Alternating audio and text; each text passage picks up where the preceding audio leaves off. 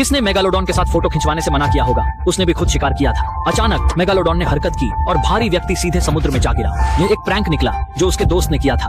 लेकिन इस समय अचानक एक मेगालोडॉन समुद्र से उड़ गया और नाव पर पकड़े गए शार्क को काट लिया।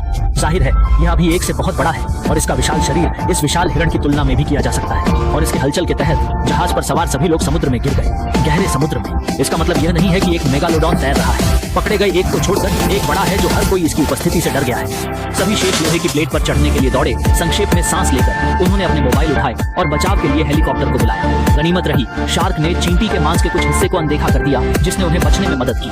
हेलीकॉप्टर ने स्पीड बोट को नीचे छोड़कर शार्क की तरफ उड़ान भरी। ऊपरी बंदूकधारी ने ट्रैकर लगाया और गोलियां लगातार चलते हुए शार्क के शरीर में लोकेटर डाल दिया गया और मेगालोडॉन समुद्र की गहराई में बह गया। बाद में सभी वापस जुझारू लड़ाई में लौटे, लेकिन एक साथी को चोट लगी और दुर्भाग्यवश मर गए। चर्चा के बाद उन्होंने बदला लेने का निर्णय लिया।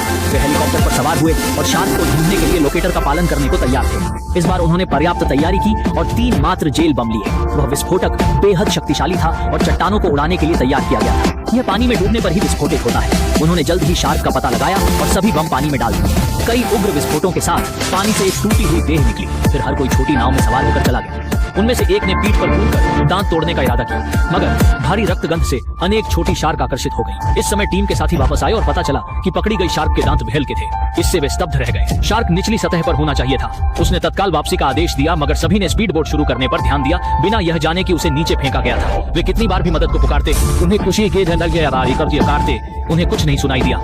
केवल एक दुखद भविष्य उसका इंतजार कर रहा था। दूर में शार्क को निहारते हुए वह पलटा और भाग निकला, लेकिन आखिर में एक काटने से निगल लिया गया। फिर शार्क उसमें पानियों की ओर तैरी और अब वे इसे रोकने का उपाय सोचेंगे। मैं अत्यधिक सुझाव देता हूँ कि आप मूल फिल्म देखें ताकि आपको आदत पड़े।